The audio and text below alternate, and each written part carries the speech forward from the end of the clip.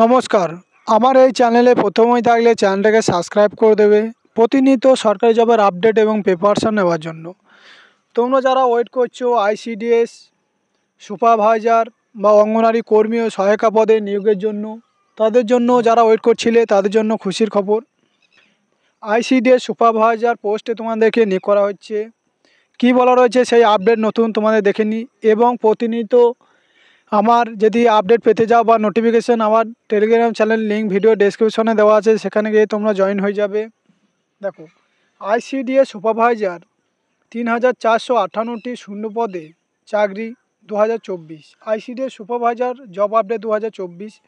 তাহলে তোমাদেরকে ICDS supervisor পোস্টে কিন্তু ৩,৪৫৮টি পদে তোমাদেরকে নিয়োগ করা হবে।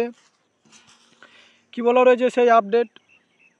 ICDS supervisor job update 2024। রাজ্যের চাকরি প্রার্থীদের জন্য রয়েছে বিশাল বড় খুশির খবর। আইসিডিএস সুপারভাইজার পদে 1998 সালে নিয়োগ হয়েছিল। এরপরে 2019 সালে কর্মী নিয়োগের নতুন বিজ্ঞপ্তি প্রকাশিত হয়েছে। এছাড়াও কেন্দ্রের পক্ষ থেকে জানিয়েছে 2015 সালে 15 সেপ্টেম্বর নির্দেশনামা জানিয়েছে 50% শূন্য পদ অঙ্গনারী কর্মী থেকেই পদোন্নতি ভিত্তিতে প্রার্থীদের নিয়োগ করা হবে। তাহলে তোমরা এখান থেকে কী বুঝতে পারলে? দেখো, অঙ্গনওয়াড়ি কর্মী থেকেই কিন্তু পদোন্নতির ভিত্তিতে তোমাদের প্রার্থীদেরকে নিয়োগ করা হবে। রাজ্য সরকার 422টি শূন্যপদ রেখে বাকি সমস্ত শূন্যপদ নিয়োগের কাজ শুরু করে। নেক্সট কী বলা রয়েছে? 19/9/2023 সালে বিচারপতি ললিতা বন্দ্যোপাধ্যায় রাজ্য সরকারকে পদ উন্নতির ভিত্তিতে অঙ্গনওয়াড়ি কর্মীদের নিয়োগ করা হবে। রাজ্য সরকার বিচারপতি ললিতা বন্দ্যোপাধ্যায়ের নির্দেশ অমান্য করে কাজ চালিয়ে যায়। এর পাশাপাশি 1,152টি শূন্যপদের একটি নতুন মেধা তালিকা প্রকাশ করে ফেলে। সঠিক প্যানেল প্রকাশ না করায় 200 অঙ্গনওয়াড়ি কর্মী হাইকোর্টের অভিযোগ করে। ICDS supervisor job update 2024।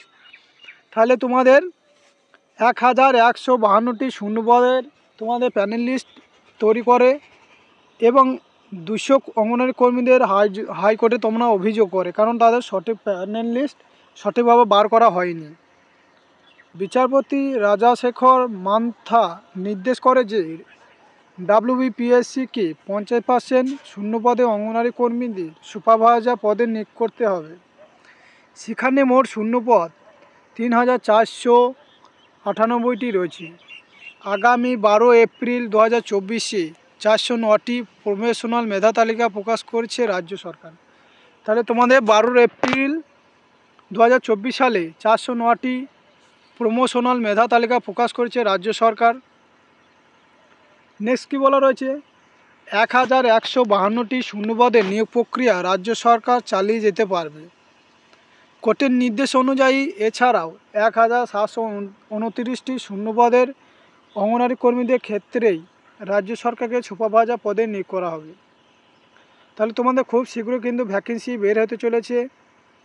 অনুযায়ী এছাড়াও 1,729টি শূন্যপদের অঙ্গনওয়াড়ি কর্মীদের ক্ষেত্রেই রাজ্য সরকারকে সুপারভাইজার পদে নিয়োগ করা হবে।